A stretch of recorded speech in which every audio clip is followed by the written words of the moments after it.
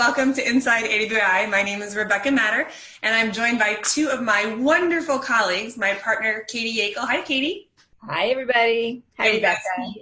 CEO and one of the original founders, and our Director of Training, Pam Foster. Hi, Pam. Hi there. And our wonderful AWAI team. They'll be in the Q&A and in the chat answering questions during the live session. So if you have anything, post them in the Q&A, and we'll be individually tackling them as well as our team. Today, we are going to talk, though, about one of my favorite topics of all time, and that is creating a personal roadmap to well-paid writing. We are going to go through this session and help you create a customized roadmap for yourself that you will be able to follow along and ensure that nothing distracts you on your way to whatever life you want to take. I'm going to get started, and then I'll hand over to Pam and to Katie in just a little bit. So I'll see you guys. Okay, gonna check out here. I'll be in the Q&A, but see you guys later. Thank you. So our goals for today, we're going to go over first the benefits of having a roadmap. They might seem obvious, but I want to make sure that we're all on the same page with why you need a roadmap. Although if you're on this webinar, I'm sure that you already realize I could really use a roadmap. AWAI is so big. The opportunities are so big. There's so many ways to make a great living as a writer. But how do I know what I'm supposed to be doing? So that's the goal for today. That's the major benefits that we'll go over. We'll actually go through a 5-step process for writing success. We'll create your roadmap, and then we'll give you tips for using it successfully. We're going to cover a lot of stuff in today's session. So let's start with the benefits. When we have a roadmap, when we know where we're going from here, we're trying to get there, we have clarity, right? We know where we're trying to drive our car to, the vacation destination, whatever it is. By knowing that, it builds confidence, right? It allows us to feel like we have a plan. It's one thing to say, I want to make a great living as a writer. That's exciting. And then day 2 comes and your brain says, okay, well, what are you going to do? I don't really know. There's a lot of things I could do. Well, now I just don't really know if I'm making the right decisions. And should I take this course? Should I go down this path? Is that the right opportunity for me? The more and more questions that come, the less and less confidence you have. Now, all of a sudden, you start doubting yourself. And can I do this? And then it just so downward spirals. But by having that plan, by looking every day and seeing, going from here, I'm going to there, here's my plan. Where am I now along the path?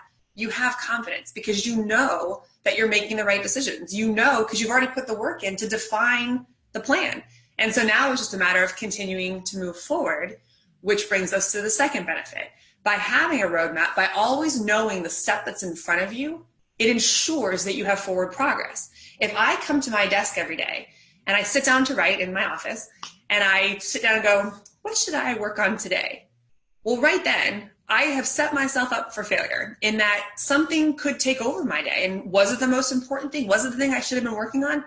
Not necessarily. And it could derail and kill my productivity for the week. And so for me, I always sit down at my desk with an action plan. I know exactly what I'm going to work on the next day. Now, of course, things take over, life takes over. Somebody needs something that's more important than what was on my list. But by doing that, I always know that I'm moving forward towards my goals. Same thing with you. You're going to create a roadmap that is so well defined. When you sit down at your desk, if you only have a half hour to work on the writer's life, an hour, whatever it is that your life is allowing you right now, you want to make the most of it, right? You don't want to be sitting there thinking, what should I be working on in this hour, this wonderful private hour of time that I have to move forward? It ensures that you know what you're doing, which ensures that you move forward. It ensures that you move forward on the right activities so that you don't look back and say, wasted that time. I wish I hadn't done that. And it ensures that you actually move forward, because when it comes to making a living as a writer, building a business, really moving towards the life that you want to live, it is all about forward progress. If we don't move forward, we're going to stay where we are, right? We're going to stay at point A. We're never going to get to that destination. And moving forward builds momentum. Momentum is a wonderful thing. The minute you start going, again, that confidence starts building. You know exactly what steps you're taking. You get to see progress. You get to see when you're halfway down your roadmap, you get to look back up and say, oh my gosh, look how far I've come. This is amazing. So that ensures that you keep on moving forward, which saves time and money. By knowing what opportunities you should take advantage of, what training you might need, which clients to take on, the things that are good for you, and aren't going to take you off that path, you save time, right? You don't waste time taking courses or, again, working for clients that maybe weren't the best opportunity for you at the time. Because you had this plan, because you had this lens that you could look through to evaluate them and say, is this the right client for me? Or is this the client that's going to suck up 80 hours of my time to pay me something that I could have made a lot more if I had just spent 10 of those hours trying to get additional clients, trying to find a better client? You know, it really gives you a lens to look through any opportunity, whether it's a project, whether it's a webinar like this one, whether it's a client, whether it's a training program. You'll look through the lens of your roadmap and say, does this keep me on my path, or does it take me off my path? If it takes me off my path, I'm going to mark it as a bright, shiny object and let it go for now. If it's on my path, if it can help me move forward, if it's aligned with my goals and my destination, where I'm trying to get to, well, then I'll take advantage of it. I'll work it into the roadmap and figure out where it goes so that I know that it's the right investment of time and money. So no longer are we going to have to say, there's too much opportunity. I don't know what to do with this. There's too many things. We'll be able to clearly identify that's good, that's a bright, shiny object, and keep moving down our path. So, benefits of having a roadmap. So how do we actually create the roadmap? We're going to go through a bunch of different pieces that are going to set you up for the actual roadmap. But the first thing, and we don't really talk about this very much, and we don't really think about this very much. We oftentimes think of like, okay, where are we going? I'm going to be a case study writer in the alternative health space. Maybe that's good. I don't know. Will that get you to your goal? I don't even know what your goal is. So we have to start at the very beginning with step one, which is defining that destination. Where are we going with all of this? When it comes to your writer's life, where are you going? And no two writers, even though you might have the same ideas of where you want to be with this and the reasons why you might want to be a writer and make a living at it, no two people, in my experience, are ever the same. Because we all have different experiences. We all have different reasons. We all have different, not only professional experiences, but life experiences. We're all different places in our lives, right? We have different amounts of time. We have different wounds from years past and those things. We have other, we have contacts or we don't have contacts. Nobody is the same. And so by going through this and defining your specific destination, your specific writer's life, it will make us, both you and us at AWAI, because we're on this journey with you, it will give us clarity that the decisions that you're making are going to get you where you actually want to go. So my first question to you, and I recommend that you spend some time tonight working on this, spend the weekend. Why are you doing this? What is your motivation? That big why.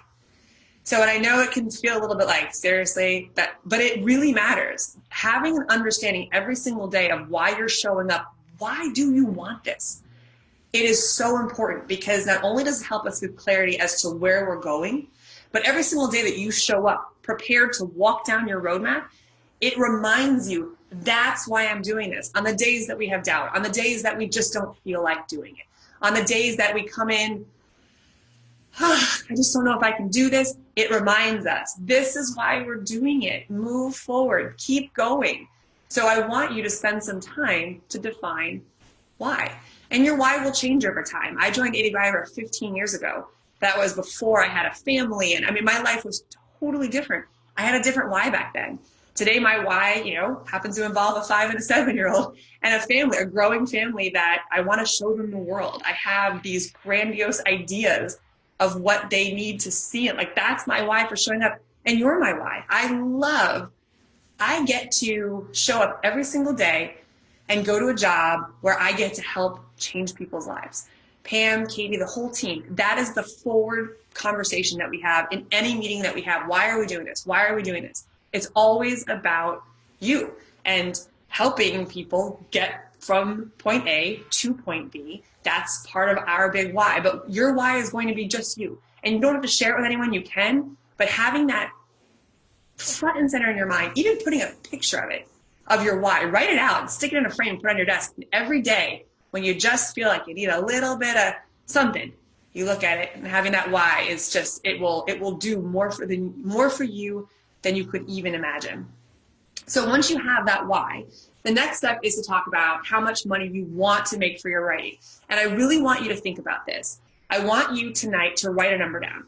And again, some of the things that we share, some of the ideas might seem a little bit woo-woo at times, but man, Katie and I have seen a lot of woo-woo stuff work in all of our years. And I recommend that you write this number down and you put it somewhere. I want you to put it in a special box, a special place, put it on your desk, put it in your glove box, put it on your fridge, wherever you want. It can be somewhere hidden, but I want you to write it down. I want you to be, and don't limit yourself. Don't say, I can only make this much. There's no way I can make. I don't care what it is. You're not going to share it with anybody, but I want you to know how much money you want to make. You will be surprised at how having clarity really helps us move forward. And it's crazy how many things Katie and I have written down, and Pam, you might have too, but Katie and I, this is something that we work on. We write things down, not necessarily financial things, but just pieces of the business and where we want to go and what we want to be able to accomplish with our members. And it's shocking how often it comes true. So define exactly how much money you want to make, because again, this is part of the roadmap. If you don't know how much money you want to make, when you ask me, should I take this opportunity? Is this the path for me? My answer is going to be, I don't know. How much money do you want to make? How many hours do you have to work? We have to do the math. I am a 100% analytical person. I'm all about the numbers. So I can work backwards from any destination. You tell me where you want to go and we'll figure out a way to get there, but you have to know how much money you want to make. Then the next question I want you to answer, and this one is a little more practical. How much money do you actually need to make in order to transition into a full-time freelance career? If that is your goal, if you want to do this, if you want to go all in, work for yourself from anywhere in the world, the hours that you want to work, have total freedom and flexibility. And you don't have to do that, by the way. There are many different versions of the writer's life. You can be a full-time employee, you can be a full-time freelancer, you can be something in between. So we're going to talk about that in a second, but I want you to answer that question tonight as well. How much do you actually need to make? Because that number that you need is oftentimes very different from the number that you want, usually. And you have to remember, for those of you who are working full-time, the number that you need to make, you're going to be making on the side with your extra time. You're going to be making that in the evenings and on the weekends and the hours that you actually have to dedicate towards this. By knowing how much money you need to make, as you see the earning line go up and up and up, eventually you're going to hit a point where you'll say, holy cow, I have more client work that I can take on because I only have 10 hours a week because I have this full-time job. Now I'm here. What if I quit my job? What if I gave up 40 hours and I had 40 more hours to dedicate? Then what would my earning potential look like, right? Eventually you'll get to a point where you run out of time and now it's a decision. Where do I want to spend that time? Is my job worth it or not? Or can I adjust it? And it changes, I remember Steve Maurer, he's one of our success stories. He wanted, the first time I met him at one of our big events, a web intensive, he sat on my success panel because he was doing great things. And he said, I'm going to quit my job next year. And I was like, okay, how much do we have to make? Like, what do we need to make in order for that to happen? So he told me his number. The next year I said, okay, every month he would mail me and say, okay, I'm landing more clients. I'm making more money. This is so great. This is so great. We get to January the next year and the event used to be in February. We get to January and I get an email. Can I talk to you? Like, sure. So we pick up the phone. I'm like, hey, Steve, what's going on? You got another new client? He's like, yes. However, what I want to talk about is your success panel. He said, I really am stressed out because I don't want to quit my job. I love my job. And my job is in the industry that I work in, and it gives me clients and contacts, and I feel like I'm more connected to the industry because I also have this job. But I'm making that money. The number that you said, what do you need to make? I am making my full-time salary working part-time. So I don't necessarily have to quit my job, do I? I'm like, no, you don't have to quit your job. Nobody said you have to quit your job. You can have whatever writer's life you want. And his response was, good, because I just doubled my income by not quitting my job. And he was so excited. So know that that number will change. But knowing what it is important because it will help you make good decisions as you start weighing options. You might get a client that says, I want you on retainer. Can you give me 20 hours a week? Well, you only have 10 hours to work on your writer's life. You only had 10 hours outside of your full-time job. So what are you going to do? But when you run the number, it gets me to my need. And now I have 20 more hours in the week that I could spend on other clients. And so having that number is important. And then finally, I want you to spend the time writing out what will your writer's life look like once you're living the writer's life, picture yourself. There are study after study after study of visualization, visualizing the end. Something else we talk about a lot. Like, what is it? What do we think at the end of boot camp? What happens? What is that feeling that we want to have? We're already there. We're already thinking about it. Not only are we present during the whole time, but we've already visualized the end, because that's going to help us get there during the big events. We think about webinars like this, like, what is our end game? What do we want? What thing can we give them so that when they walk away, they can succeed and do the thing that we're hoping to teach? Same thing for you. You have to think about that end game today. What does it look like? Because that's your destination. That destination is, I'm making this much money, I'm living in Tahiti, and I'm working 20 hours a week. I'm going to work in the morning because I love working in the morning. I tend to be bright. I get up at 5, and I want the rest of my day to go play in the ocean with my kids. Whatever your day looks like, I want you to spend time, like, write it out. Because again, when an opportunity presents itself, a client, a project, a webinar, you're going to want to ask yourself, does this get me to that life? Does that get me to that picture of where I want to be? Because if it doesn't, remember, bright, shiny object, goodbye. I want things that are going to move me forward down my path. So I want you to spend some time. And again, it feels woo-woo, but knowing where you are going is so crucial to creating a roadmap that won't have any questions. You'll know that every single step, everything that you do is moving you forward because you know exactly where you're going. You're not just getting in the car and driving somewhere. You're getting in the car and driving to Boston. So you have a plan on how you're going to get there. All right. Wow.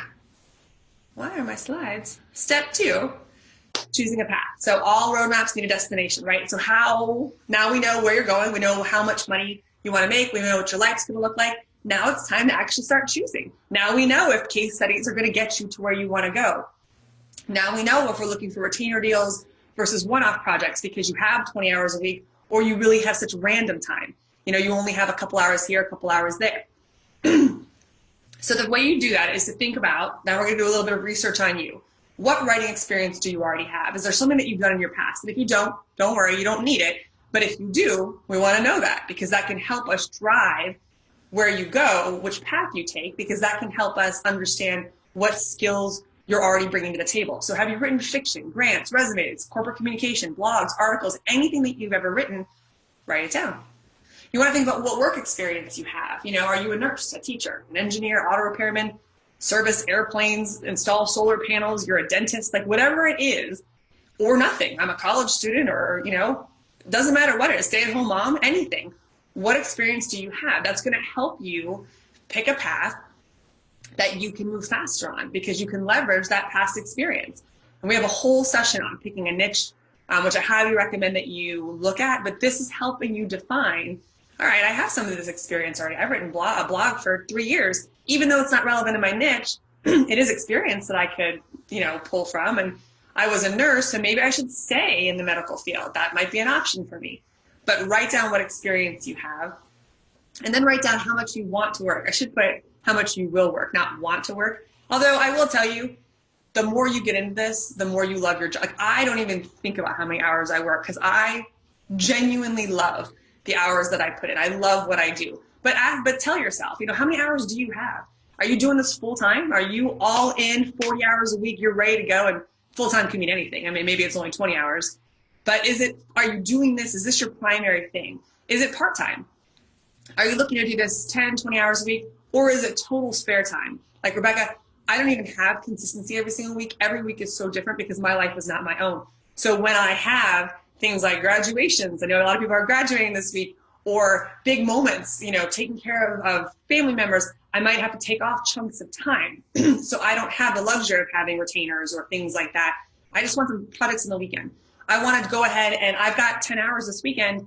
I want to make some money this weekend because we're going on vacation this summer. And I just want to put some money in the bank. So are there some things that I can take on, these one-off projects? That's very different than the person who says, I want to go all in. I got 40 hours to give you, show me the best career path for me. That's very different, right? We're going to choose one-off projects versus full-time career stuff. So once you have that, then you start looking at the various paths. Maybe it's a direct response copywriter. These are 6-figure paths. If you're looking for a big career change, direct response copywriter, an online copywriter, maybe you're going to be a business-to-business copywriter, you'll start to look at those various paths. And we have many different places to go, but these are kind of the top level. These are kind of what we think of a silo or a pillar within the business, within AWAI. Direct response copywriter obviously is all about persuasion, direct response. Now, are there a lot of web formats in direct response? Absolutely. But it's somebody who is working for clients to drive specific actions. The online copywriter is just doing various web projects. Could be content, could be direct response, but everything that they're doing is primarily on the web. Business to business, the only difference, they're going to have web copy. They're also going to have direct response. But business to business is a type of copywriter that is working to help businesses sell to other businesses. And there are other project types in there. So case studies, white papers, depending on your income goals, you're not going to find a lot of millionaire B2B copywriters, but it's a pretty sure route to 6 figures. 2 years, 6 figures B2B, it's pretty sure. There's no royalties or things like that, but the fees are high, the projects are well defined, and so that might be the place that you go. But you're going to pick one of these paths and figure out what you want to do. So if you're part-time, so those were more of the full-time. I'm going to be a copywriter and I'm going to do that as a career. If you're looking part-time, maybe you're going to write, emails, social media. You have retainer deals are great for part-timers. I have 10 hours a week. I could probably take on 2 social media clients. You might do white papers. These are all projects that, with the exception of social media and e-newsletters, which are retainer deals where you are set time, the rest of these are projects that clients need again and again. So you'll land a few clients and then basically you'll just fill them into your time. I have 10 hours, I have 15 hours, whatever it is. I can take on that workload to fit into my time slot. But clients have an ongoing need for all of these things, whether it's on retainer where it's the same amount every single month, the same fee, or it's something that is ad hoc, but you're able to kind of say, yeah, I do have time to write 7 more emails this month. Go ahead and give them to me. These are all recurring projects that clients need again and again and again. And then spare time. You might decide, I don't want to work for clients because, again, my life is so crazy. I just don't know about projects. You might choose what we call our client list. That's kind of our 4th pillar, if you will. So you might choose to do a client list path. You might put up a money-making website. You might write and publish your own ebooks, create an information publishing business, start an email business like Ben Settle. And we have, depending on these paths, if you're brand new, I highly recommend checking out the Inside AWAI webinars. We've been through all of this. We've talked about client list opportunities. We've talked about spare time opportunities. We've talked about weekend opportunities. So go through those other ones to see kind of what the paths are all about.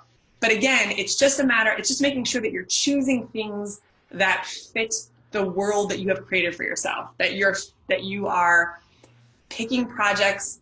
Like, again, if you're spare time and your life is not your own, you don't want to take on a social media retainer. So therefore, do you want to take social media training? No.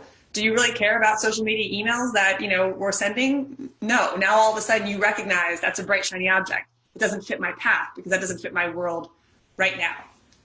So clarifying this helps us help you get a good, clean roadmap.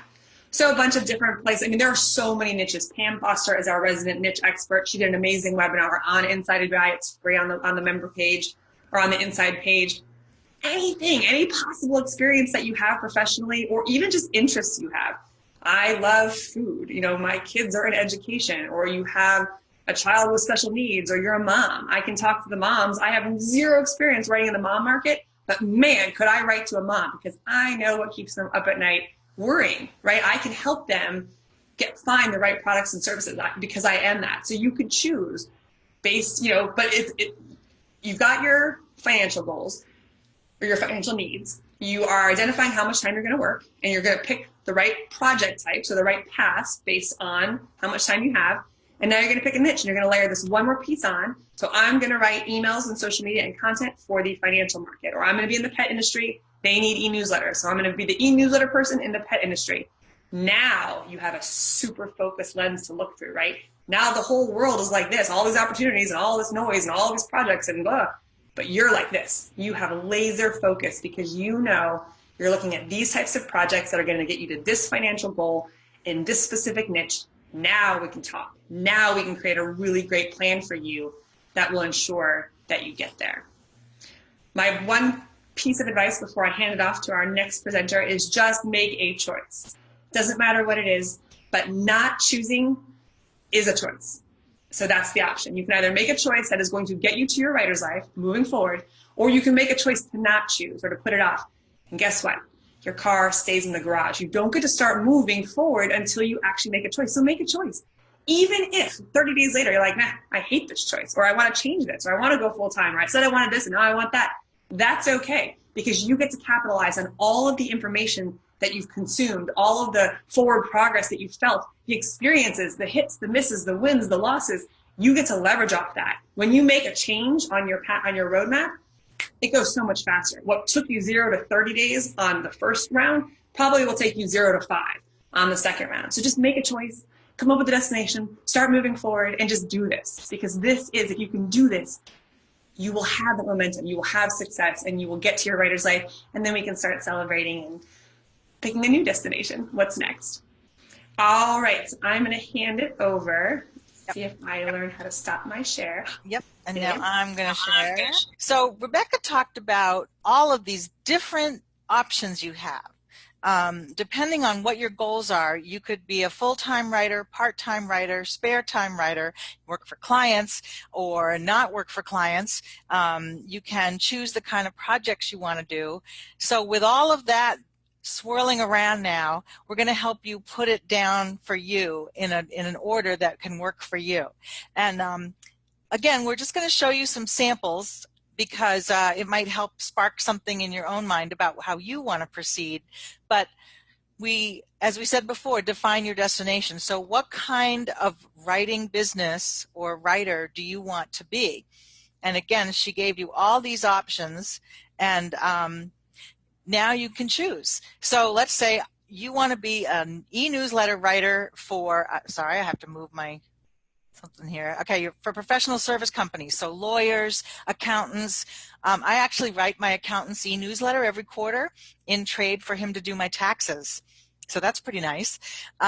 You might want to be a copywriter for the financial market, a direct response copywriter.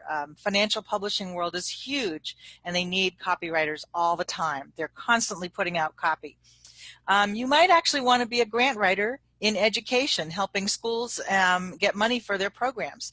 And then you might want to be a social media writer for the health and fitness communities, which could be fun and very rewarding and so never ending, you know what I mean? There's always stuff to talk about with health and fitness. So once you've determined, gosh, you know, I really would like to write web copy for the gardening industry, something like that. Because you're an avid gardener, you're really passionate about it, and you've realized that there are so many different companies selling garden products, landscaping services, garden tours, all kinds of things. You could write for that industry and just focus on web copy.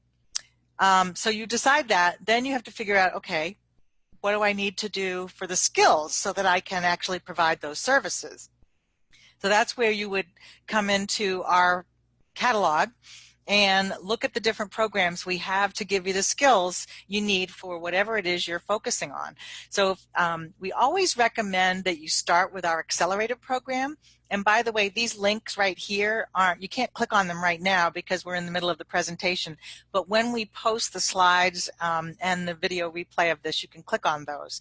But let's say AWAI's six-figure copywriting program is a really great foundation for anything you want to write because it teaches you persuasive writing. It teaches you how to appeal to a prospect and get their attention and lead them to an action, such as doing a demo video, signing up for a program, signing up for an email list, those kinds of things. So that program we always recommend no matter what path you want because it's such a solid foundation on understanding the things that make the kind of copywriting that makes people act. But let's say you want to be a business-to-business writer, an expert in that. You'd want to start out with the high-performance B2B copywriting program because that is a soup-to-nuts overview with a lot of examples and clear sessions on how that whole world works. Like, what does a business decision maker go through before making a purchase? I mean, they're not just buying shoes, they're buying $100,000 piece of equipment for their company. So there's a longer lead time. There's more content that they absorb.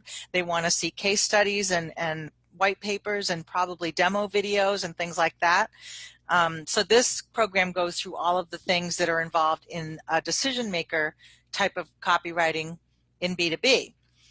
Let's say you want to become a faster writer. You're working away already maybe, and you're like, yeah, but it just takes me so long to put together words. I know what I want to say, but just I'm really like analysis paralysis, or it takes me time. We have a speed writing program through Clayton Makepeace, which is phenomenal. And then if you want to learn to write for the web, which every single company now needs web copywriters, gosh, just think of I can't imagine a business not having a website is what I'm trying to say. And once that website is done, it's not like done. They have to keep adding articles and fresh content and new case studies and new material all the time. I mean, new products, new product pages. So writing for the web is a wonderful door opener for tons and tons of projects, even with just a couple of clients. That's the cool thing about it, is you only need a couple of clients because they all need so much stuff that you can help them do. So you want to be a certain kind of writer in a certain kind of industry. You've determined which skills you need to learn if you don't have those skills already. And then you need to get clients. You need to build your business. So how are you going to do that? Well, we have all kinds of roads for that. Pick a niche is one of the easiest, because once you choose a industry that you want to work in, it makes it a lot easier to write your own web copy targeted to the prospect. Like, hey, if you're an accounting firm and you need help with your newsletters, I'm the person for you. I've been doing newsletters, or I work with my accountant to help them reach their clients. Whatever it is, whatever your background or interest is, choosing that and speaking to clients in that industry is the #1 way to attract clients that you'll have fun working with. If you go on any of the job boards today, clients are looking for writers with background in their industry. For example, I just go on to like Indeed.com, which is one of the job sites, and you'll see posts for copywriters. If you just search the word copywriter, all these jobs will show up, and you'll mostly see that clients are saying preferred background in our industry. So that's how they're looking. So the more you can be a great, perfect match to an industry, all the better. And then your website is going to be your home base, showing off your skills, giving clients a way to check you out. They want to see if you're a professional, and they want to see that you can truly help them. And you don't even have to have a lot of samples. Your own web copy on your site is a sample in itself. And that's a given. And while you're working on your website, if you don't have one already, LinkedIn is a very strong place to be as well. All clients, pretty much, professional people, business people looking for help, looking for connections, are on LinkedIn. And we have an incredible Inside AWAI session on setting up a great LinkedIn profile. So do check that out. It's fantastic. It was just a couple of months ago, all fresh information. You definitely check it out. And then another thing you can do is write content for relevant sites. So I actually work in the veterinary industry as a freelance writer, and I write a blog for a veterinary journal.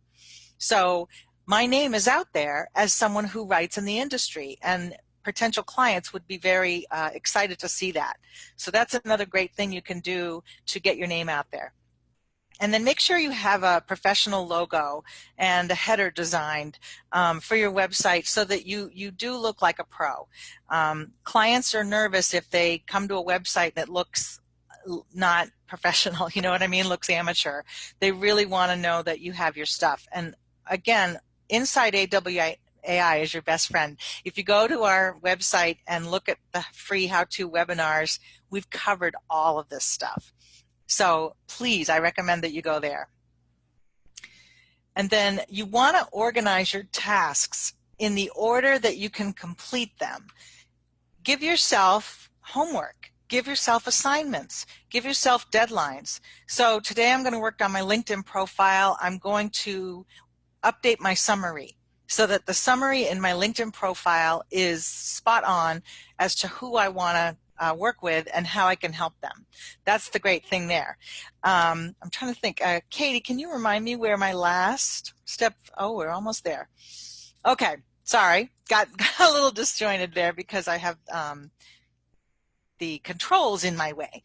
All right, so let's say you want to be a direct response copywriter. In month 2, let's say this is month 1, you're figuring out your path, you're figuring out your roadmap. Month 2, you know where you want to go, you want to be a direct response copywriter. So what are you going to do? Very specifically, you're going to finish the accelerated program for six-figure copywriting, because that's the foundation for direct response success. You're going to put up your website. We have a program called Build Your Website in 4 days. You can check that out. You can also look at our free materials and see if that might work just as well for you. And then you want to make sure you create a targeted LinkedIn profile to attract the kind of clients you want. And then, ta-da, pick a date, launch my business. Let's say in month 2, now that you've gone through this, you're ready to say, all right, I'm open for business. I've got these things down. I'm ready to tell people that I can work for them. Let's get going.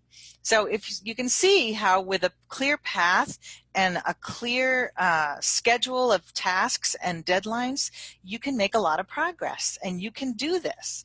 So here's a different example here. This is if you want to take more of your time, but you've launched your business. Now what are you going to do?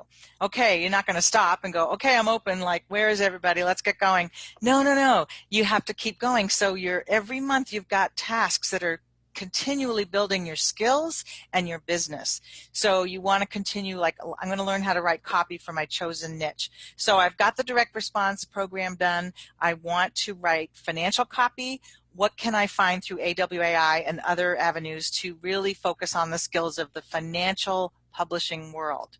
So the accelerated program gives you the foundation for any kind of niche industry.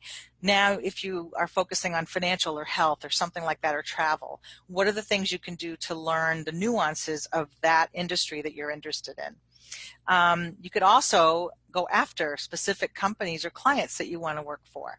So go out there and look on trade association websites in your industry, or events that are happening, conferences, and see who the exhibitors are at the trade shows, because they could be potential clients for you in a certain industry. And so make a list. Okay, I want to write in, well, I write in the veterinary industry, and there's a big veterinary conference every year, and they post their exhibitor list. So it's like, boom, 800 exhibitors, right? 800 companies that I could approach with my services. So I'm not going to write to 800 immediately, but I might make a list of 50 and start reaching out to them with email or a LinkedIn connection, things like that. We have an Inside AWAI session on attracting quality clients. So do check that out. And then just start marketing. Again, we have a lot of free information on how to market yourself. We have one great session called 26 Different Ways, and that's inside AWAI as well, so you can see what one fits for you. We have something for introverts, extroverts, and everything in between. And then you want to continue. Month 4, month 5. Oh my gosh, you're going to look back at month 6 and go, wow, I've made a lot of progress because I know where I'm going. I've put tasks together for myself. I've committed to myself, and I'm making these steps happen every day, every week. And it just keeps adding and building upon itself, which is super, super exciting. So with that, bonus points, again, I can't say enough about assigning deadlines to yourself, to be accountable to yourself, or find a buddy, find another copywriter who you can be accountable to and share each other's deadlines. I know a lot of copywriters in our fold have formed buddy groups, and they call once a week. How you doing on your goals? It's really great to have that kind of other person in the same boat, because we do work a lot alone in isolation, and but you're not alone. We have a whole family of copywriters that you can work with and partner with. So schedule that block time every day. I'm going to spend 1 hour every morning working on these tasks, and every day you'll be building on that. And then you have a big financial goal, a big one. Make sure you break that down. Okay, so if I want to make $50,000 this year, what am I going to do in month 1, 2, 3, and 4 to get to that $50,000? I'm going to make $2,000 this month. Maybe I'll make $3,000 the next month. So keep that going in little bite-sized goals so they're more attainable for you. And now take it away, Katie, to continue with step 4. Yes, so let's see how this sharing goes. All right, slideshow. Oops. All right, got it. All right, well, so we've had a lot of great information, a lot of exciting information. Now for a little bit of a reality check. Like everything in life, being a well-paid writer takes work. There's no easy buttons, but at AWAI, after 23 years of helping writers become successful, we do know all the easier buttons, you know, the techniques, the strategies, the practices that we can recommend, that we can share with you to help you accelerate your success, make the progress more efficient, more enjoyable. So that's what we're going to focus on in these next couple steps, is taking all of this and then how do we actually get the work done, get our plan in place. So first of all, like Pam was saying, you know, we have every possible resource you could need to get started. So the important thing is to do them, to finish them. I had one question, you know, somebody's doing 2 programs right now and they were wondering what else they should be doing. Do those 2 programs, give them your full attention, do the exercises, do the extra reading, do all the supplementary stuff, and think about them, let them soak in, go back and review. So that's really important, is to actually get the skills, get the training that's available to you.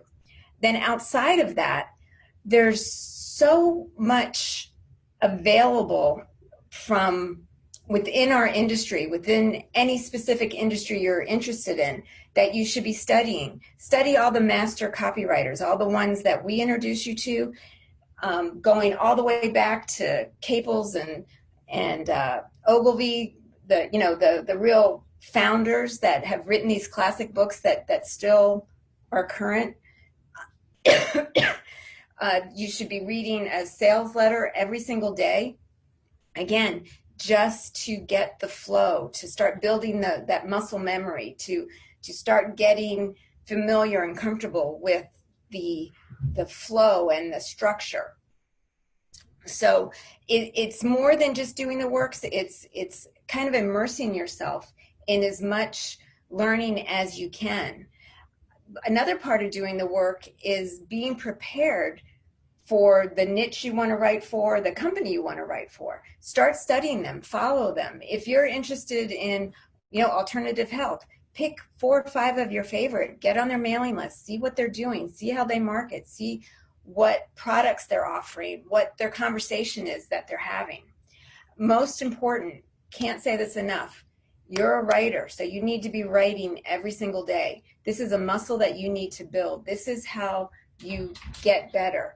And you're going to be surprised. Your writing today is going to look so different from 6 months from now and a year from now. It's just going to keep getting better and better, but you have to do the work.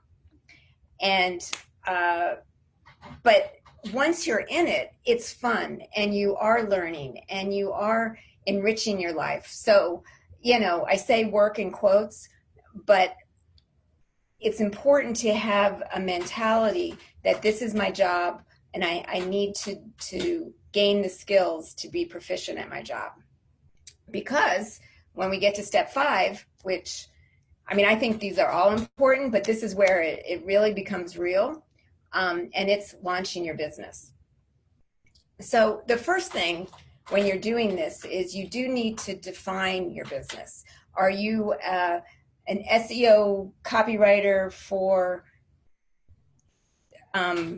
alternative health? Are you a content writer for medical supply industry? Are you a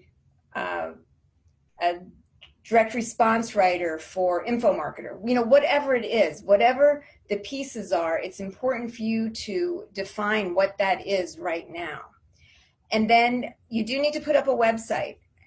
You don't have to do it right today, but before you are ready to put your shingle out, you do need to have something that you can showcase some writing, even if you don't have real samples yet. We give you lots of ideas to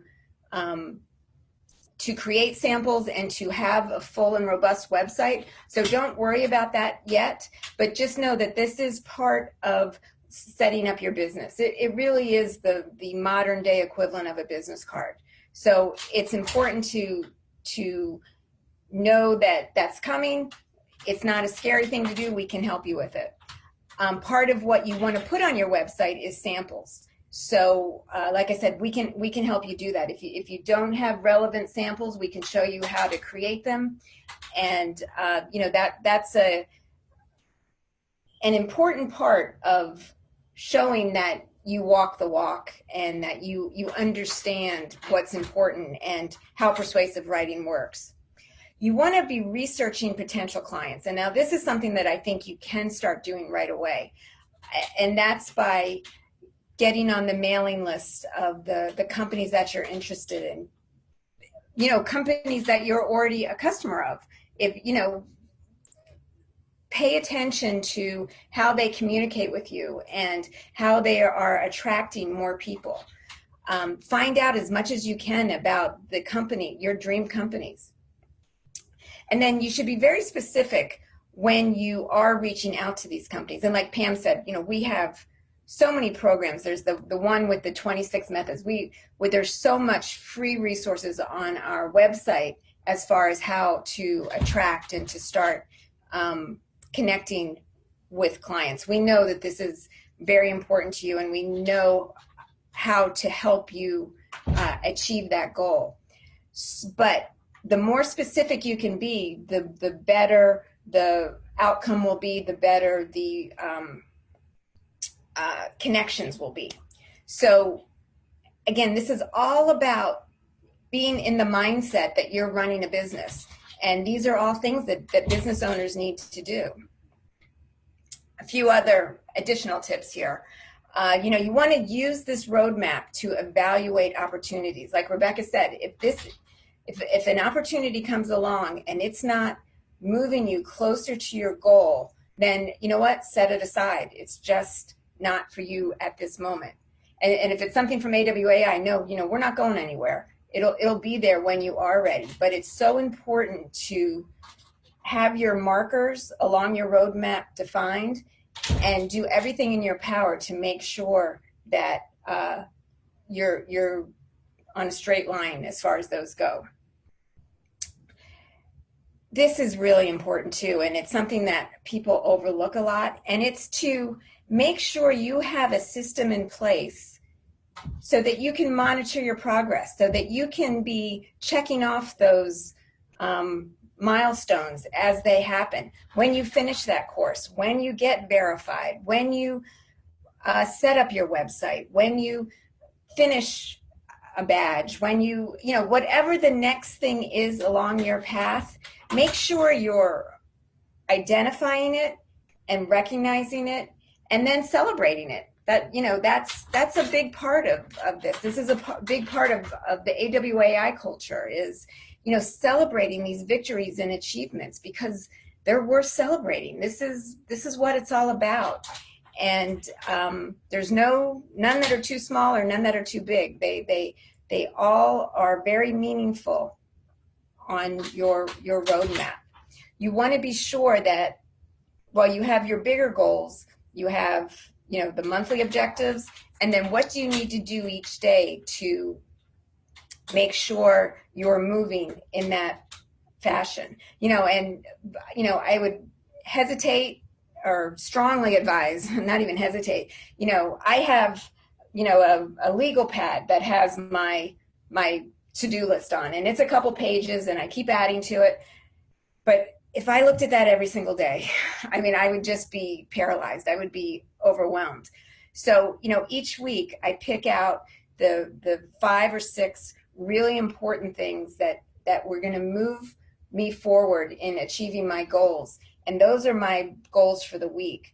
And that's the page that I look at. And I just do that on one of the little 5x8 pads. And then from there, that's where I make my daily to-do list. And I'm not trying to impress anybody with the length. I'm trying to be realistic, protective of my time and my what I know I'm capable of doing, and to set myself up for success, so that if I get 3 big things done a day, that's huge, and that's okay. My to-do list for a day can only have 3 things on it, or maybe 1 if it's just 1, or if it's a lot of little things, more. But they all lead to the bigger objectives, and then the really big goals. Celebrate. You're going to hear that word a lot from us for as long as you're with AWAI. We love to celebrate your success.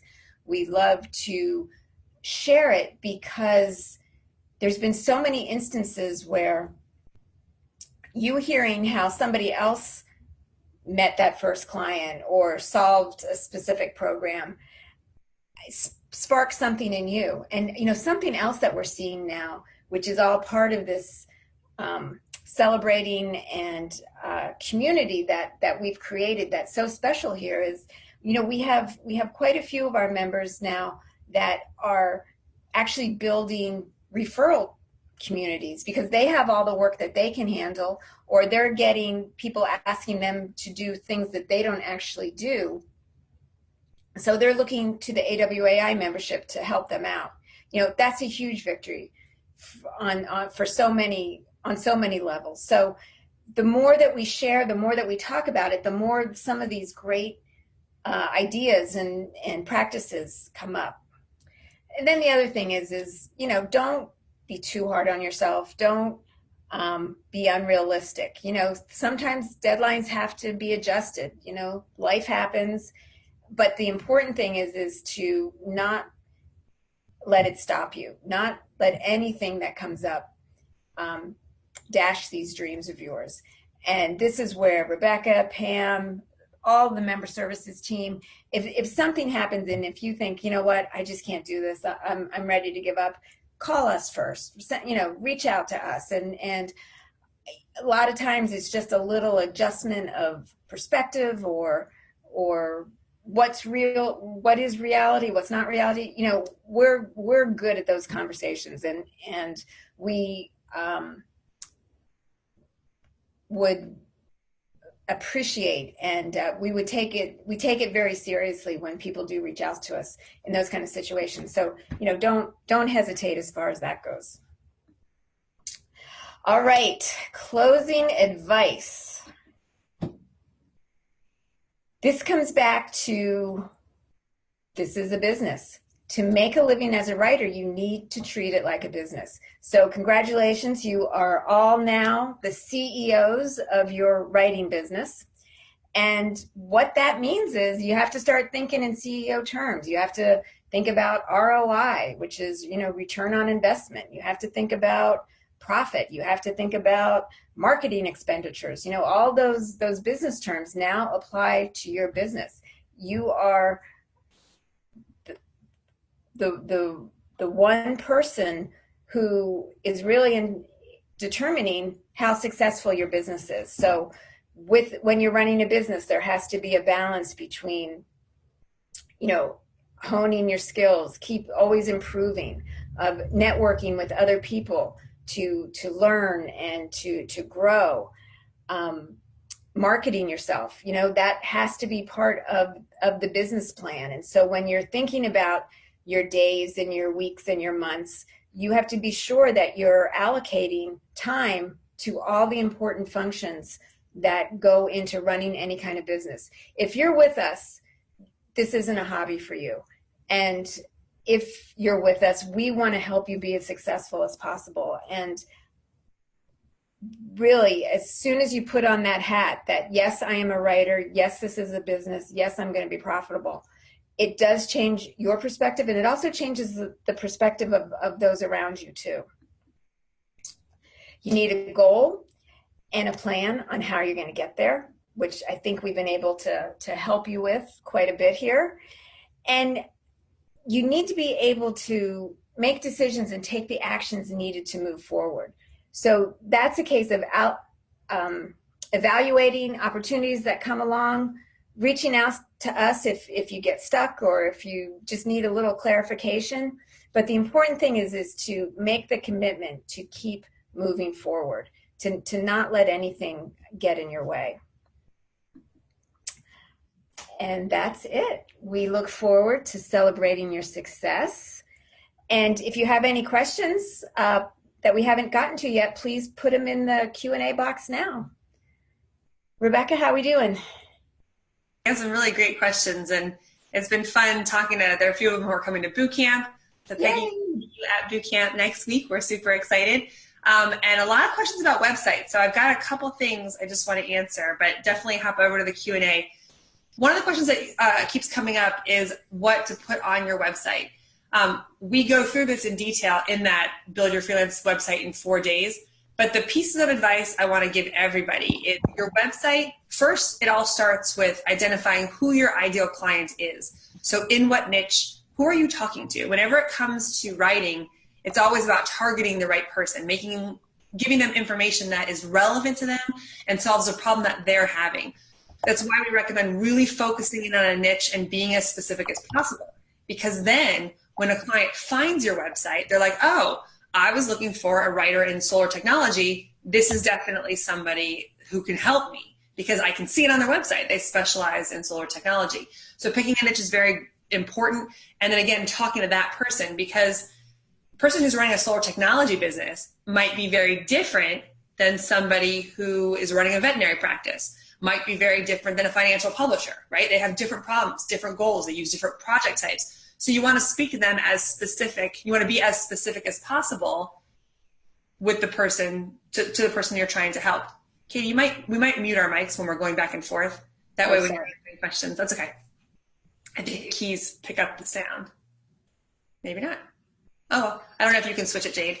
Now I lost my train of thought. Sorry. So you pick your ideal audience. You talk to the person that you are targeting, and then what goes on your site is really anything that sells you. I posted an article in the chat, in the Q&A. Somebody was asking what goes on your website, and there was a great article by Joshua Boswell where he covers 7 different things that should go on your website. But the question isn't really like, do I need samples? What if I don't have testimonials? Don't worry about that. I just want you to think about what sells you. Like, what gives me confidence when I come to your website as a potential client that you can help me with the projects that I have. And so if you show me that you're in my niche, if you name the project types that I'm looking, and you sound confident and like you can talk the talk of my industry, that gives me a lot of confidence. I don't necessarily need to see samples. If I do, I'll ask you for a sample, and then you can just give me one, or you can tell me I don't have any that are relevant for you, so let's just work on a small project and we'll see how it goes. So don't overthink it, but at the same time, just be super focused with who you're talking to and provide them with the information they need to make a good, confident decision. Which takes me to Lori's question, that is, what if you're not an expert in the areas that you love? I love animals, but I'm not a vet tech or a groomer. I also love helping the environment, but I'm not a scientist, etc. What steps can I take to write about my passions without being in the professional field? There's 2 ways to go about this. One would be to like a client list opportunity. You could have a money-making website. You could write ebooks. You could be in information publishing. The other side is to focus on what you do bring to the table. So let's use the pet example. You said, I'm not a dog groomer. I'm not a vet tech. How could I work in the pet industry? I'm guessing you love pets, right? You have 0 experience working for pets, but I bet you have pets, and I bet you love pets. And putting that forward, what you believe in, if you think about who you're targeting, let's say you're targeting veterinarians and you want to write their e-newsletters. Well, then we think about what are the things that veterinarians, what are the problems that they're having? It's keeping clients, patients coming through on a regular basis. Okay, that's the problem. How could I solve that? We'll write an e-newsletter that will push out information on a monthly basis about dog health. And hey, it's pet dental month. Make sure you bring your dog in, and this is why you need to know about clean teeth. You can do all that research. You don't have to have experience in that. So now all you need to do is go and say, I'm a dog lover or a cat, whatever. I'm a pet lover. I've had pets my entire life. I value a veterinarian more than anything. I know that they're a crucial team member to, if you own a pet, you need to have a great veterinarian on your team. I want to make sure that your patients come to you on a regular basis and look to you as their person to make decisions for their pets. Here's how I'm going to do it. As a professional newsletter writer, I can bubble, and then you go on from there. So the key here is not to focus on what you don't have, but figure out what you do have. Identify the problems that your potential client's having and figure out the relevancy that you bring. Again, like my example, I have zero experience in infant safety, zero experience in equipment or anything like that. But I have 2 kids. I know exactly what it feels like to be laying in bed at night, wondering if my kid is still breathing upstairs, or if the bath water's too hot, or I'm feeding them with the right bottle, all of this stuff, right? So I could go to infant safety manufacturers. I have zero experience in infant safety manufacturing anything. And just say, as a mom, I know why your prospects, why your buyers are up at night. I can talk to them in their language. I can talk to them one-on-one because I'm a mom too. I understand. And that's why my copy is so strong, because it's empathetic and it speaks in the language that they speak in. So again, see there, I'm not saying I have any writing experience. I'm not saying I have any experience in manufacturing or safety, but I'm relevant to your prospect. I know who your target audience is because I am one. So that's a great way of just focusing on what you do have. So hopefully that helped Lori, as well as others of you that have the same question.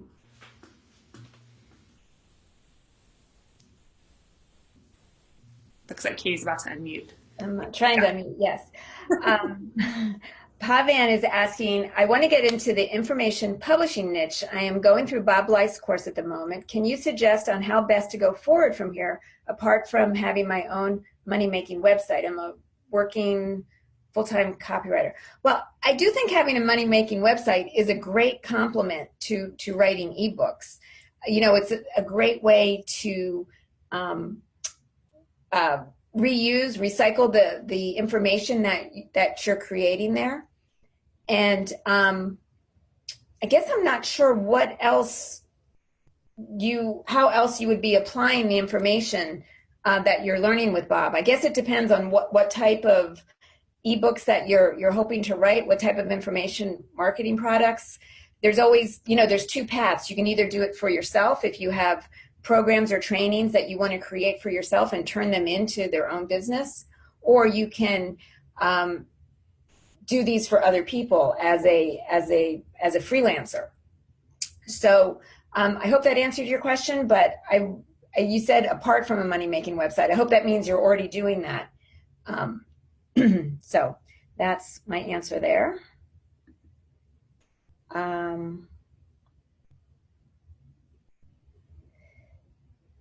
Robbie's asking, anywhere I can find info on everything related to the financial side of being a copywriter, billing clients, setting up payments, taxes.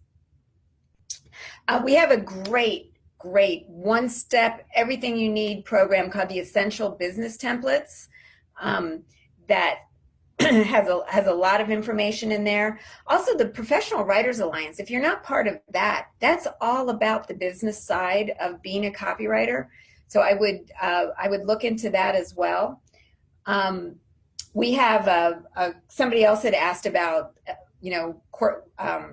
corporate setup and everything else. We have a program about the legalities of copywriting made simple that touches on that, but we always do recommend that people check with their professional, their personal professionals in those areas.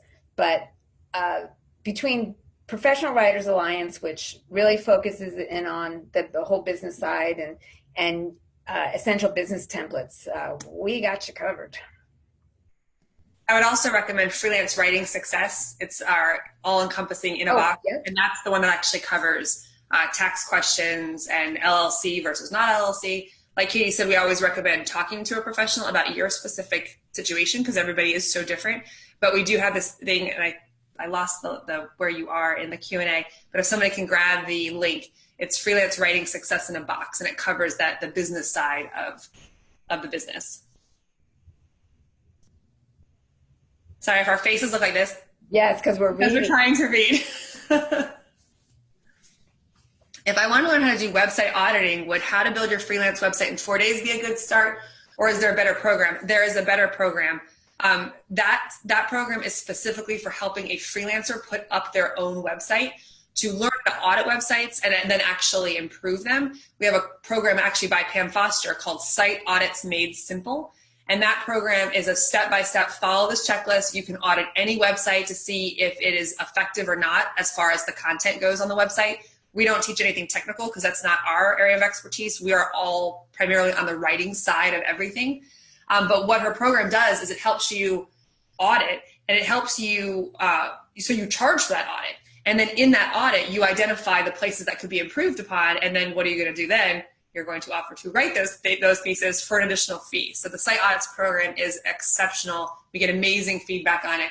And for those of you looking to do kind of the spare time, somebody else was asking me I'm a full-time mom, and what about, you're looking for spare time opportunities. Site Audits is an example like that, because you land a client because you have an opening this month. That's okay. If you don't have another opening for 3 months, it doesn't matter. It's not like they're waiting for you to do ongoing work. You could just do the site audits.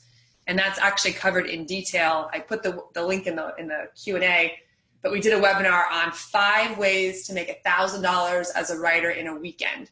We covered 5 different project types that at least charged $1,000 per project, and all of them were well over $1,000, but that could be completed in less than, I want to say, 16 hours. And site audits is way less than 16 hours, and it's like a $2,000 project. So Site Audits Made Simple. Maureen, as far as incorporating your business, again, we can't give you any legal or accounting advice just because everybody's situation is so different. So we recommend talking to a professional. There's tons of information out there. Small Business Administration, like there are different places where you can go and say, this is my situation. What are the pros and cons to incorporating? Vanessa is asking, how can I get started writing my interest in alternative health? I will be attending virtual bootcamp. Excellent. Well, Vanessa, you're going to get tons and tons of ideas and information about how to get started, really in any niche, just by being part of the virtual bootcamp. And let's see, Marcella and Henry, we have at least 2 of the experts are going to be speaking specifically about health writing, as well as some others. So I think by this time next week, you'll have your answer. So sit tight. And if not, give me a call. So Teresa's asking about rates. She's going all in full time, but doesn't have any experience and is just getting started learning. I showed a friend who has her own small business and already got hired for a copywriting project. Yay. But her question is about fees, our pricing guide. If you're not familiar, we publish an annual pricing guide every year that shows the fee ranges for different project types. It shows big ranges, and she was shocked at the rates because these are professional rates for professional services that you're providing. She has used copywriters from Fiverr and Upworks in the past. How can I determine my rates to start? I don't want to undersell myself, but I do plan to make a full-time living within a few months. So pricing guidelines, there's really no right answer. You just kind of start to learn it. I don't recommend, like you said, underselling yourself. Obviously, you won't be at the highest end of everything because you are just starting out, but at the same time, you're not saying that when you talk to somebody. A case study is a case study, whether you have 50 years of experience or 5 minutes of experience. As long as you can do the work, you can charge the fee. So what I usually recommend, we actually have a great program by Elise Benin. It's in our catalog it's AWAI's Simplest Guide to Pricing Projects. And she walks you through how to come up with, based on the scope of the project, how to price the project, and then how to deal with clients. What happens when the client says, that's too much? What happens when the client tries to negotiate? What happens when the client, changes the scope of the project? She walks you through how to handle all that. So that's a great crash course if somebody wants help right now on pricing. But pricing kind of develops over time. So if you were just starting out, let's say, and you're writing case studies, the range for a case study is anywhere between $1,200 and $2,000. So you might start at the end of $1,200 just because that's the price for a case study. Now, as you get more advanced into it, you'll start to raise your rates, not because your work becomes better, but because it's just not worth it to you anymore. So my answer is usually think about a price that you feel like, based on the work that you put in, that you would feel happy to receive. Because that's really what matters, right? The value is on both sides. It's what is it worth it to me to go ahead and invest 20 hours of my time? And then what is it worth to you, client, to use this product in the end? And I know that's kind of a vague answer, but that's just kind of how it starts. You have the ranges in the project, in the pricing guide. And then it's just a matter of trying to figure it out. Now you're going to underprice sometimes, you're going to overprice sometimes. And then that's learning. The more times that bat you have, the more chance you have to hit it out of the park. And you're just going to start to adjust as you start to figure it out. And eventually when you do go full time, you will get to a point where you just feel like, I can't take a project below this price point because it isn't worth it to me. So, you make an offer that you can't refuse and then you call it a win. And you don't worry about, oh, could I have made more? Because you struck a price that you were happy to get paid at that level. Okay, that helps, Teresa. Okay. Joy has written articles for a catalog company, but they recently stopped outsourcing. Could someone tell me how to find other catalog company clients to write for? I think it's other catalogs. What? Research other catalogs, right? Yeah, I think you just have to go out there and do some Google research within specific niches or just catalogs in general. Unfortunately, there's not just one depository or repository that has a listing of these, so you might just have to do a little detective work. But there's certainly plenty out there, and the fact that you already have some samples and examples, you definitely have a head start. So good luck with that. And and I think start with even the catalogs that you get, and roll out from there.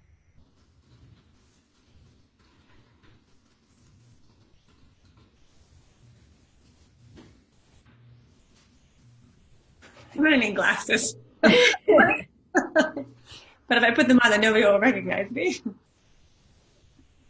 Are freelance copywriters rare, and why? No. Freelancers have been around for decades and decades and decades, and there's tons. But there are millions and millions and millions of companies in the U.S. alone. So even if we were around 20 more years, we wouldn't even be able to scratch the surface. So, but freelancing started a long time ago. They used to call them contractors, and now they call them freelancers. Every year, it's been 23 years, every year that I've been here, I've seen greater need, more copy, more projects, more writers. It's really an insatiable beast. Because the more companies market, the more marketing they need, the more conversation they need, the more email. It really is the exact opposite of what people would think. There will never be too many copywriters. There will always be more work than there is for copywriters. Elijah has a bit of a long question here. I'm going to see if I can summarize it. He decided he was thinking about being, he's landing on being an alternative health direct response copywriter because of and he's wondering if that's too general. I have a year of massage therapist, Chinese, the more specific you can be, those topics that you mentioned here, Chinese medicine or all that, definitely fall under alternative health. So I think that could be your umbrella. That could be your niche. But when you're targeting clients, I would definitely point out this experience that you have.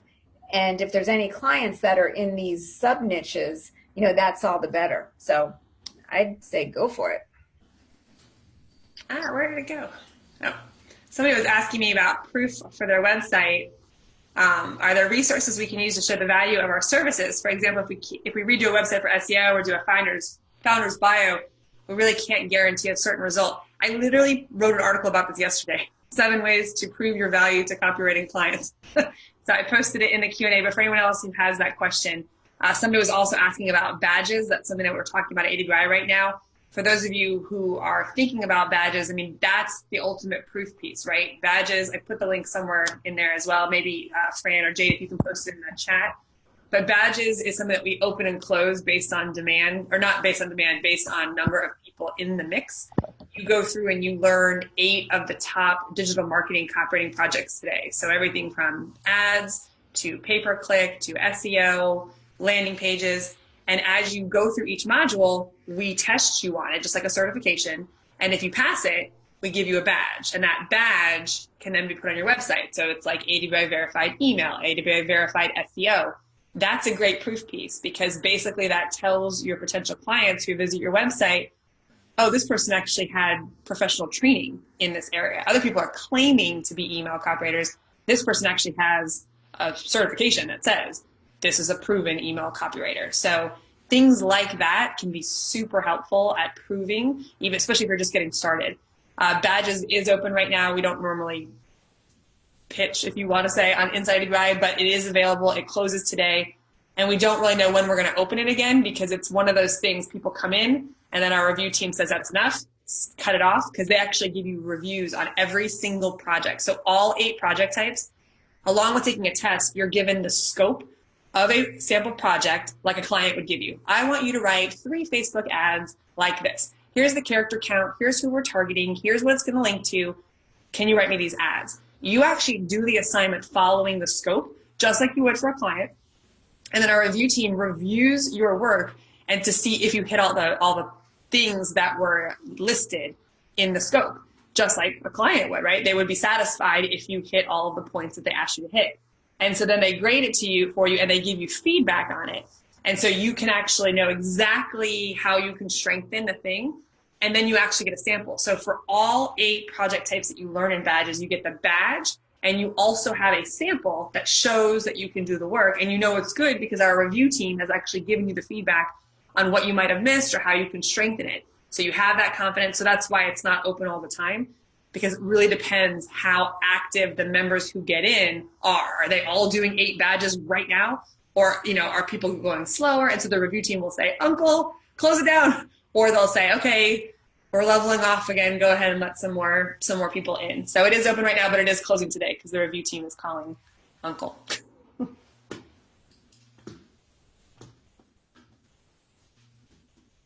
Q&A is still going.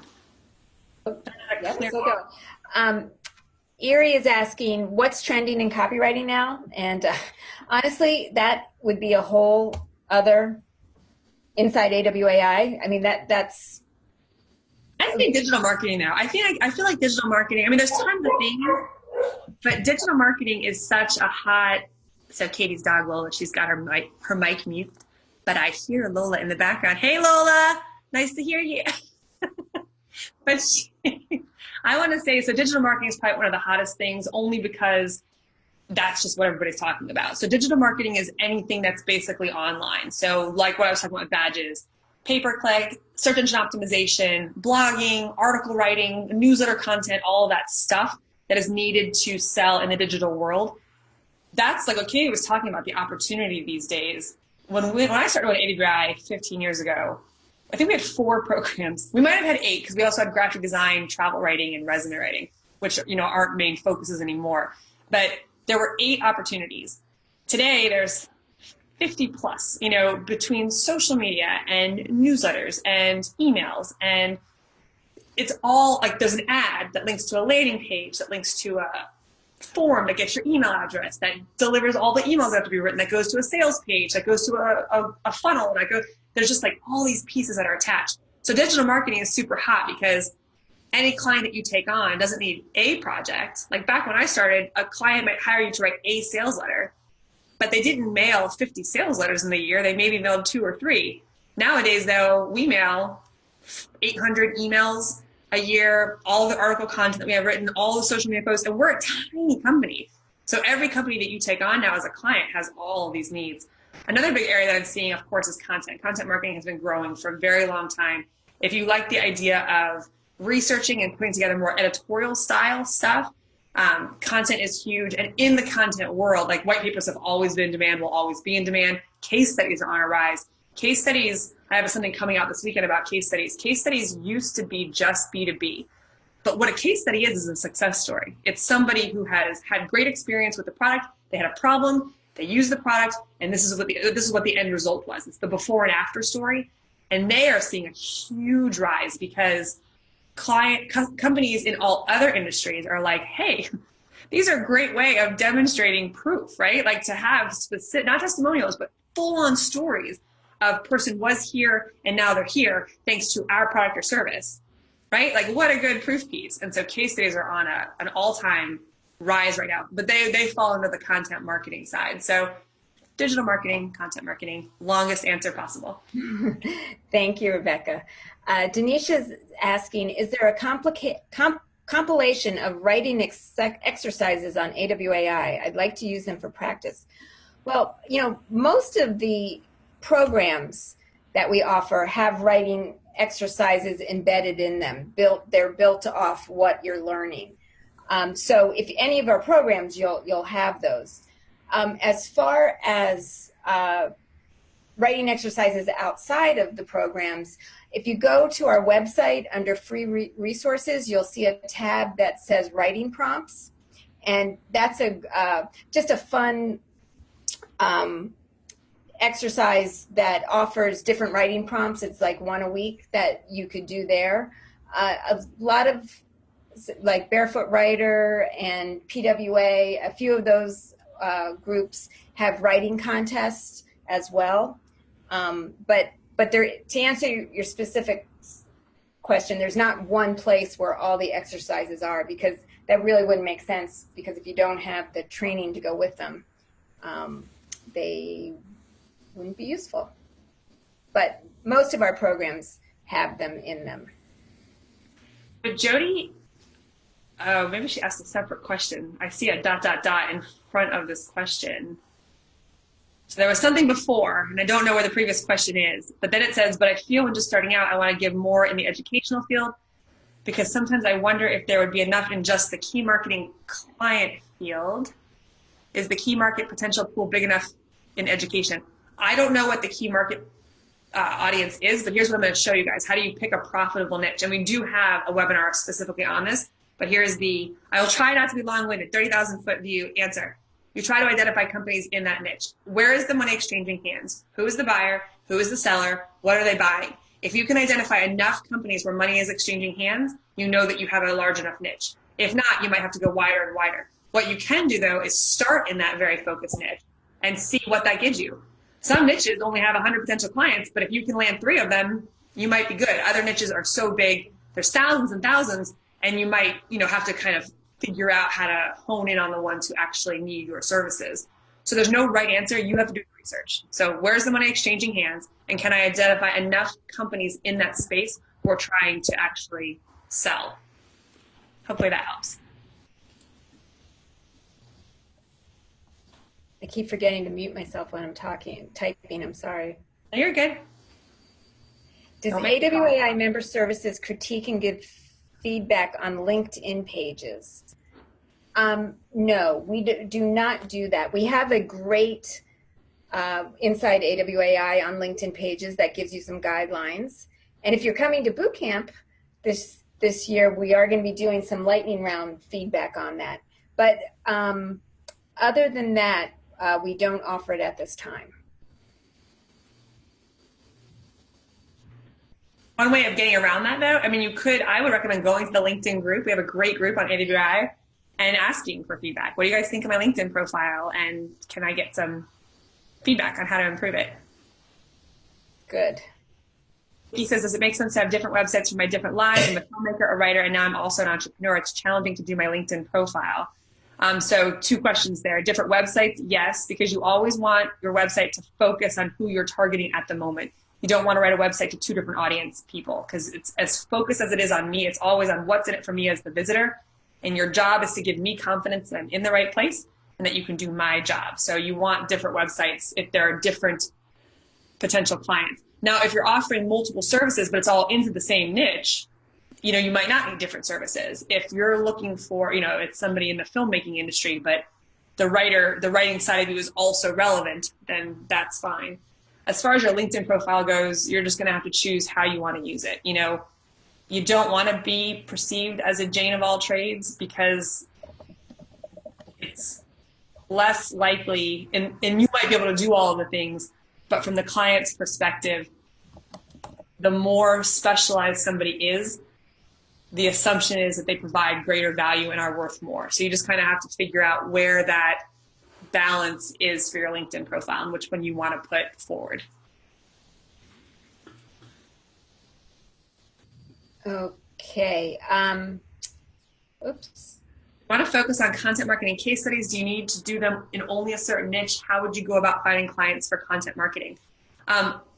Anytime you pick a niche, it helps. So there are writers like Casey Hibbard is a case study writer. Gordon Graham is a white paper writer. But they still do, like, the biggest pool that they service is usually in some niche, and then they branch out from there. Content marketing, though, picking a niche is going to elevate your value. And just think of it from this perspective. If I have two potential writers, I'm looking at both their websites, I'm looking for a content marketer, or I'm looking for someone to take over my fill in the project type blog. And I find two writers, and I'm going to use my solar technology example. I'm a solar technology company. I want someone to write an e-newsletter and take over my blog. I come to two writers, and one is a solar technology content writer, and the other one is a generalist content writer. Which one am I going to hire? I'm going to probably hire the one that specializes, and I'm going to assume that he's going to do a better job. I'm going to assume that he's actually going to charge me much more, but I'm willing to pay it because, again, he knows my industry. He's going to help me be more effective because of that. So there's really not a super right answer, but specializing can help you in those early days of conversation.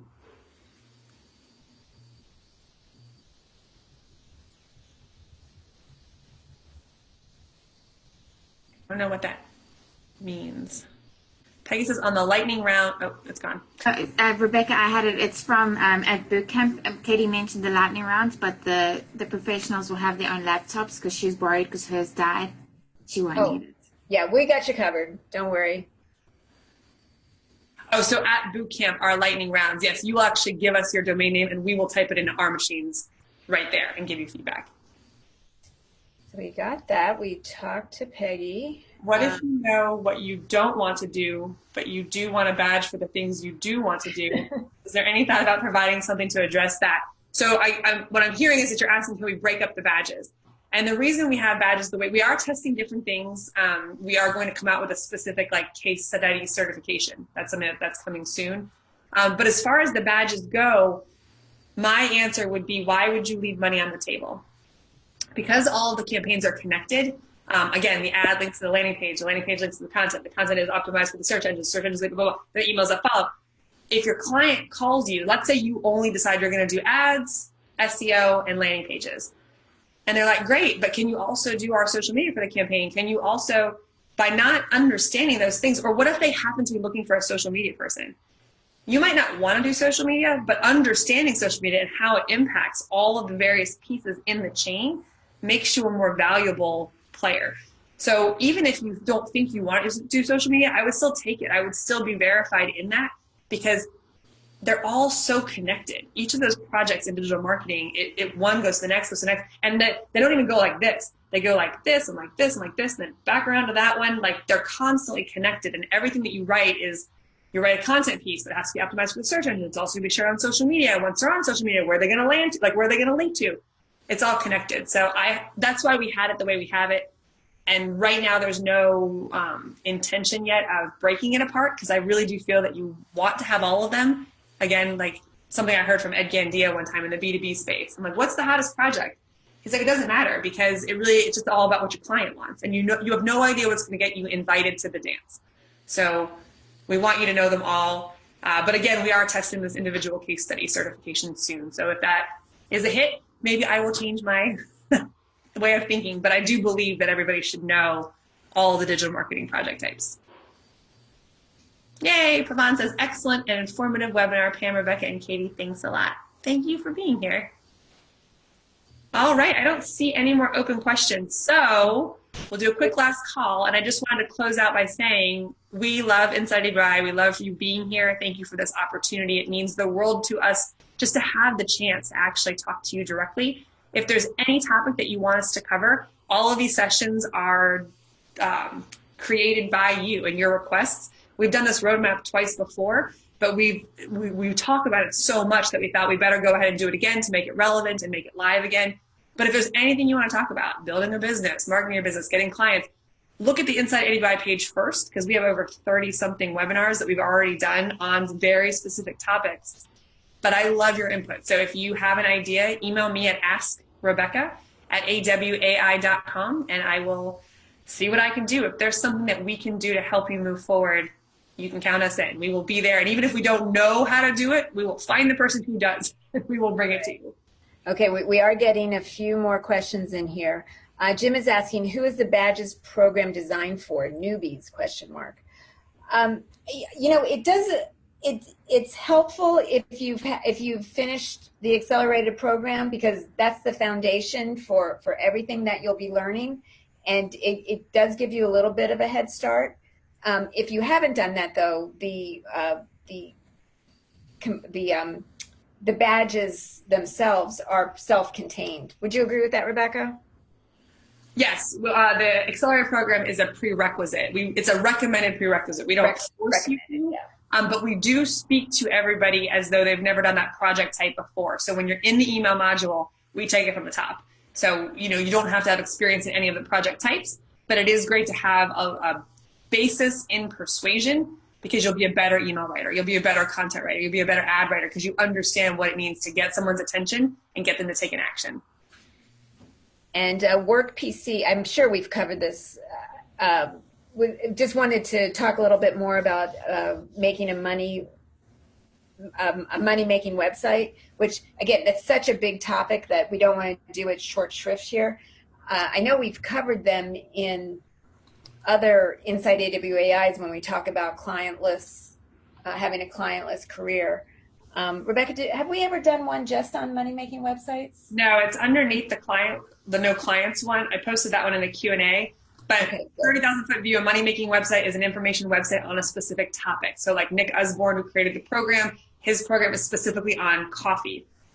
To go to your next question, though, could you also put your services on your money-making website? No, because remember, a website always talks to one audience. Who are you targeting? On your money-making website, you're typically targeting consumers, people looking for the information that you're providing on your website. That being said, a money-making website is a fantastic proof piece or a fantastic marketing piece, because you are talking to the end user. So then you go and put a client website together, a website that's specifically just focusing on the services that you provide in that industry, and then you reference your money-making website. I know your audience. I have a money-making website that is talking to them on a regular basis. I'm in your industry. I'm one of your colleagues, and I can help you reach them because I'm so effective at this. I understand the industry inside and out. So money-making website in your niche, like if I was going to be a new writer tomorrow, and let's just use my infant safety example, you better believe I would have a money-making website on infant safety, because man, would it make it so much easier to get my foot in the door at any company in the infant safety market, because they all want to be on my website, right? They want me to be talking about their products and services. I get to prove to them how well I communicate to this audience. I get to prove to them how well I can talk about products and services. Oh, and by the way, client, I can actually do this for you as well.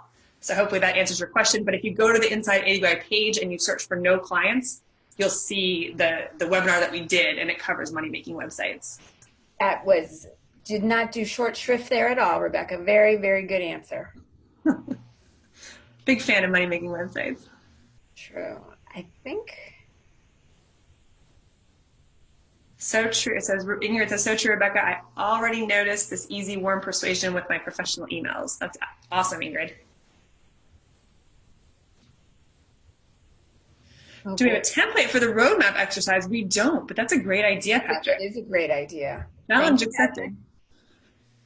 We'll come up with, someone can create it from this, but that's next time we do this, we'll come up with some kind of, Pam is really good. She had to run. She's really good at coming up with assessments and checklists and tools. And in Circle of Success, there's a huge roadmap, like a 33-step roadmap that does have it all spelled out like this. But I think to go along with I think adding that to this conversation would be really great idea.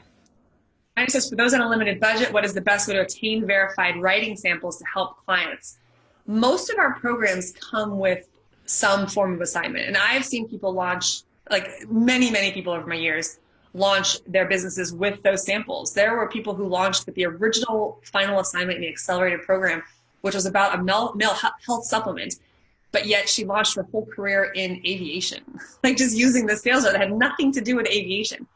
So even if you can't get through one of the verified programs like badges, and the reason why badges, those programs are so expensive, is it's because there's so much hands-on. The way AWAI has, we started with these self-study programs back in the day where it was just on you to get it done. But people told us, but we want more. We want to engage with an instructor. We want to get feedback. So to develop those things, obviously there's a much more bigger investment on our side as well. So the price point goes up based on how much involvement you want from an instructor, how much feedback you want, how much hand-holding, hands-on assignments, things like that.